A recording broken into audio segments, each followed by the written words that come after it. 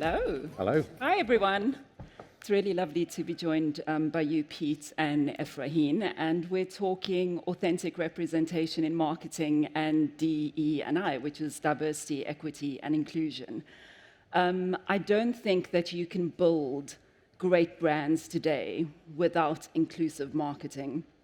I think our consumers are demanding that they see themselves in our advertising. And we know this. There's so much research, there's so many data points. 59% of consumers are more trusting of brands when they see themselves in our advertising. And that number actually jumps to 61% when you start to look at women, and it jumps to 67% when you start to look at ethnic minorities. So there is no doubt that this is an important conversation to have. And so I want to ask you, Pete, just to share with us, why is DEI important to you? And tell us a little bit about Boots' inclusive marketing journey. Brilliant. Thank you. First of all, it's great to be back at MadFest. Great to see so many friendly faces again. DE&I has to be central to what we do at Boots because we literally serve every customer up and down the UK. So for me, what's really important is we represent everyone that we serve each day, and that in all of our creative, our assets, our communication, our content, people can identify and relate to what we're seeing.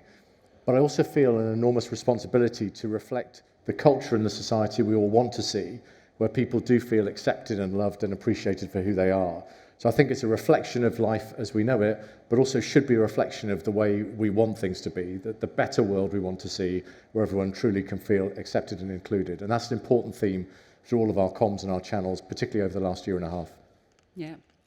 And, we have a lot of brands at Creative Equals that come to us for what we would call inclusive campaign reviews.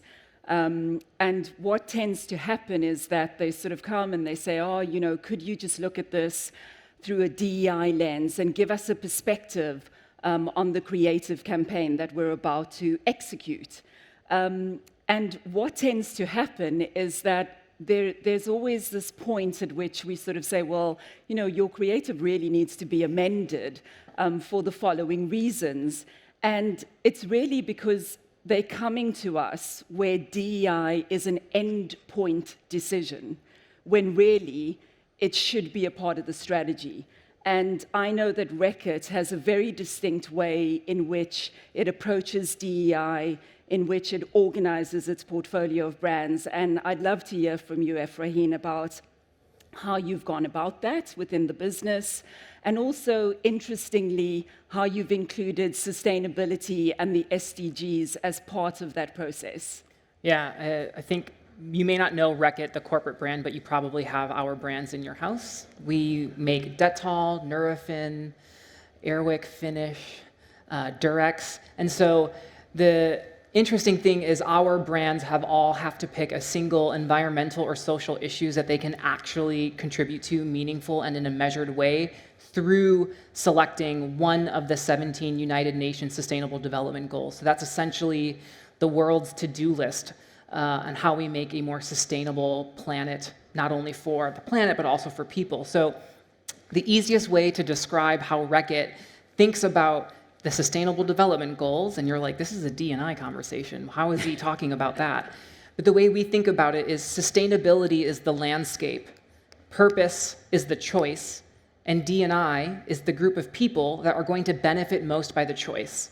So if we take that through a singular brand example, I'll take Dettol.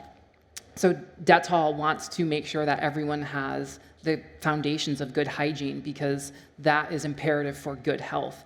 And so when you understand that diarrhea is like the #1 killer of children in the world, it can be eliminated through good hygiene practices. So the Dettol business does a lot of hygiene foundational work in several countries around the globe, so much so that they've reduced the incidence of diarrhea by 14.6% in India, for example, amongst children, just by identifying this is a group that can be disproportionately benefited by understanding how to wash their hands. So let's lean in.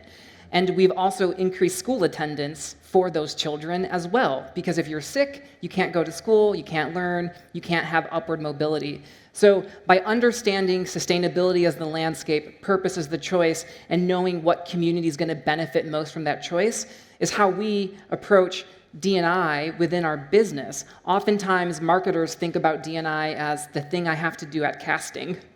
But to Debbie's point, you get to that point and it's, oh, that's how you end up making the mistake, because you're putting a bunch of unconnected people in front of camera, expecting it to deliver impact and enabling people to feel seen. But if your brand doesn't actually do anything for that community through the function of its product or its business, what's the connection? Yeah. And so that's how we think about it at Reckitt.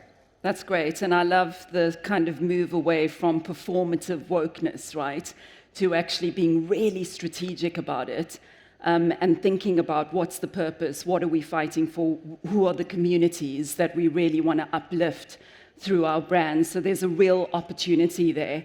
But sometimes things can go wrong, right? And I think in the creative process, when you are around that table, you really need to have people kind of calling each other out, but then also calling each other in. You've got to have active listening. There's got to be that tension in the room that really pushes you to think about, well, is this creative the right creative, right? Are we getting this right? Are we asking the right questions? And really challenging each other. But even when you do that, things can go wrong. And I know, Pete, that with Boots, when you did the feature, for IWD, there was quite a bit of sort of consumer social media backlash. And these things can happen. So I'd love you to talk us through the experience, what you did, and what have been the most valuable lessons that you've actually learned through going through that. Yeah. So just as context for that, on International Women's Day, we have something called Boots. We have Health and Beauty magazine. Highly recommend if you haven't got the latest edition, available in stores now. And if you haven't got an Advantage card, get one as well. But the Health and Beauty magazine, we featured for International Women's Day an amazing trans lady called Eva Echo.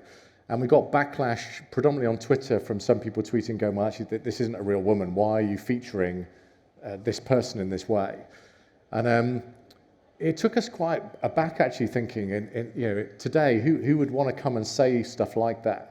But it gave us a moment to really lean in as a brand and actually also cement our relationship with her a lot more. And I did a webinar podcast with her and helped to tell her story and her journey that we then used to actually promote that even further on our social channels. So what was interesting is we gave her and her story more publicity and more reach. And I think for me, one of the key moments from that conversation is that we have our own lived experience, don't we? And often you look at the world through your own eyes. It's so powerful to see the world through someone else's eyes and someone else's lived experience. And it was a really powerful story she told. So that was a powerful way to respond. And we made a call. I remember Seb, our CEO, getting right behind her saying, look, we're just going to come straight out and say we support her. And actually we'll stand with her. And actually we're going to do even more with her. It was a really powerful moment. The bit I found particularly interesting is also, though, how social media can also course correct. And actually, you can lean in as a brand, but interestingly, seeing other people turn on, in a good way though, but turn on the negative comments people were answering, responding, going, well, you can't say that, that's wrong. That isn't the right perspective. So our channels end up being slightly course corrected by our own customers coming and having a narrative. But I think the important bit is, be ready for areas where you may get backlash, but be prepared to lean in more. And if you've got a stance and you're standing for something that's right and truly reflects, back to my comment earlier on, the world as you want to see it, where people feel loved, included, and accepted for who they are, get ready to be all in, get ready to lean in to that moment, particularly when sadly some elements of backlash still come. Couldn't agree with you more. I mean, I think doing nothing is also a decision, and it's often not the right decision for brands. So I think you're spot on, and there's a real opportunity to actually be at the forefront of cultural conversations when backlash happens. It's about how you actually respond to it, and you've done that so well. So it's 2022, and with all of the data points, And with all of the examples of brands that have done inclusive marketing really, really well, we've just heard about Dettol, there are still marketers out there who want to understand what is the return on inclusion. Why are we doing all this inclusive marketing stuff? Like, what is the point? Where are the proof points? And so KPIs become a really important conversation when you are talking about DEI and authentic portrayal within marketing. And again, Efrain, you have a particular approach at Reckitt to how you actually measure the impact of DEI within your business. And so talk us through the importance of that, what has been the journey to getting the team on board, etc. Yeah, I think a lot of brands talk a big game, like they, D&I, we care about it. Fundamentally, you measure what you care about, right? So if you are doing work that you would qualify as diverse and inclusive, but you don't have a measurement behind it, are you really doing it? From us, there's two things, short-term and long-term goals and performance. So I'll start with the short-term. And it's funny, we're on the Kantar stage. Kantar has done an analysis of thousands of ads across the globe where they looked at ads with diverse representation to see performance. They didn't really perform any better than any other ad. But then they also looked at ads that had both diverse representation and positive portrayal. And so positive portrayal is really, all of the choices that you make on camera that bring a character to life. You can still have diverse representation, but still have negative portrayal. My example is, you make movies and you have to cast movies and you hire white actors to be the hero and black actors to be the villain. You still have diverse representation, but the portrayal might be problematic. So for us, knowing the Kantar research, we look at our ads and we have found the same thing. When we have positive portrayal in our work, the short and long-term effect of those ads is much stronger. So it's not only an efficiency driver, so it makes our communications more efficient because more people are able to understand the message, they're we're able to persuade more people with the message. So there's a very clear short-term narrative, so easy. And then from a long-term perspective, when you build trust, your brand will grow further and farther. And inclusion is a fundamental part of the trust equation. So if you are not being inclusive to broader groups of people, then you will have lower and lower trust scores over time for your brand. And we would be foolish to presume the world is becoming more homogenous. Every day, it's getting more and more diverse. So if that inclusion measure falls and continues to fall because you aren't making progress with D&I, you're going to start to fail on your long-term brand metrics around brand for me, brand I trust, brand I love. And so at Reckitt, we're really looking at both the short-term and long-term to understand the impact that we're having with our marketing, let alone measuring the actual impact, like I mentioned with the Dettol Indian case, and like measuring the reduction of diarrhea or Napisan in Italy, reducing kids' sick days.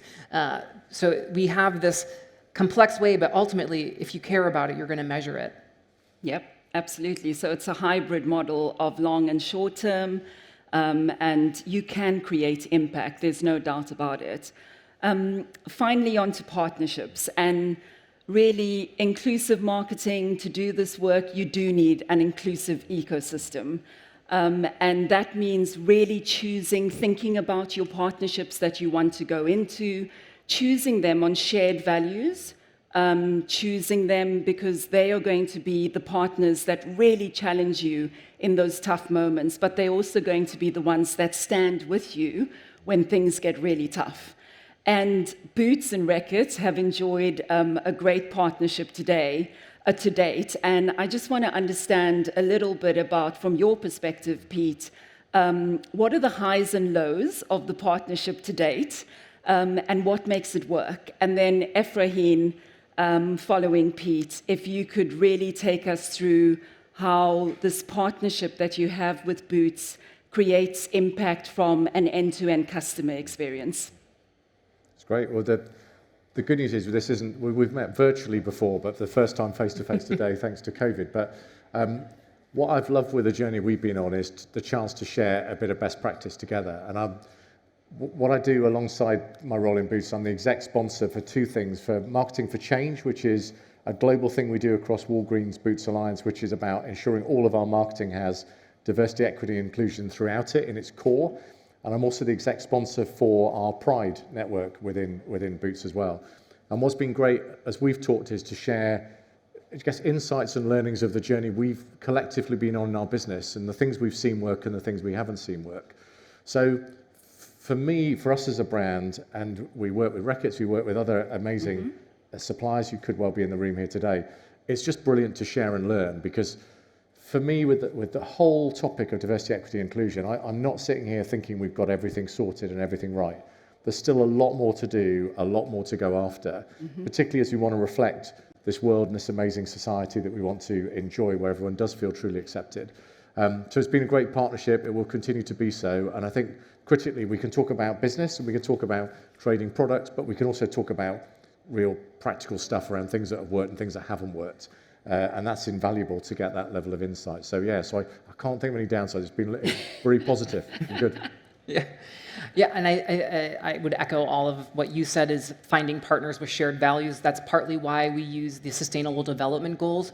When we've aligned ourselves to, or each of our brands to one of those, there's tons of other companies who are also looking to address those 17 goals. And so it helps us find partners faster who are all working towards the same mission.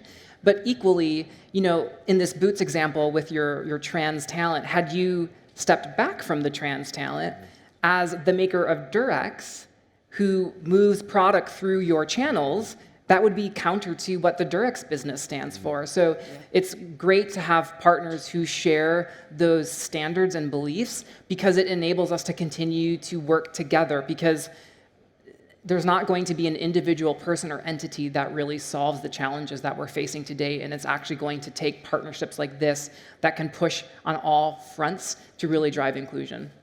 Great. I think we're at time, and maybe some time for questions. Yeah, I do have a couple of questions. Okay. Great. Can I just check my mic's on? If I'm going to stand in front of you, Danny, because otherwise you're going to have to all shave your, move your next back. So can I put my mic up? Thank you.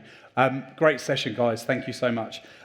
So one of the first questions is, which is, I guess, fairly topical over the last couple of weeks, is how do particularly the brands on the stage perceive the Roe versus Wade kind of challenges in the US, and how do brands actually, or should brands be part of that conversation on women's rights, or is that too close to the bone? Don't know who wants to be brave enough to take that one first. It's obviously a complicated issue, and so much of it is moving in real time. But fundamentally, if a brand has made a stance publicly for a particular community that is now being oppressed even further or marginalized even more, I do think that brands, like in your Boots example, you were getting backlash, you leaned in and said, no, we support. And so I think we're going to see more and more brands start to do that. I can't speak to Reckitt and its policies. I sit within the marketing org. But fundamentally, if a brand has made that commitment, then it's going to be very clear who follows through and who doesn't. Great. And one of the other questions, which is also a kind of an interesting one, is how both Boots and Reckitt are doing a lot of great work in this space through their product and their brand. Sometimes the global media platforms that dominate our world don't necessarily always follow suit with where you might want them to be. So how do you reconcile kind of the messaging you want out there with some of the way that some of those platforms kind of decide to do business? I think it's being clear on, I guess, your own parameters. We've just signed up to a specific body image pledge around making sure that the way we represent our brand reflects people as truly wonderful and beautiful as they are, without any sort of enhancement or anything. And I think that's just one example for setting our own standards and parameters around how we show up on certain channels and in certain ways with specific content. So that I don't think it's our role to necessarily police editorially. I just don't think that's right. But to set our own benchmark, our own standards, our own principles and our own values, I think that's only going to help. And actually, when it then goes beyond what I call something transactional into deeper partnerships, back to where you were going, I think media owners are our partners on a range of fronts. So if we go into something like some of the partnerships we've got involved with, so a good example is, so if for those of you that aren't here enjoying MadFest tomorrow, if you were watching This Morning tomorrow, we've got a big partnership with This Morning on the menopause that launches tomorrow. That's a great partnership. The menopause is a hugely important topic. Absolutely. We have a brilliant partner with ITV, and we've got shared goals and objectives and how we want to show up together.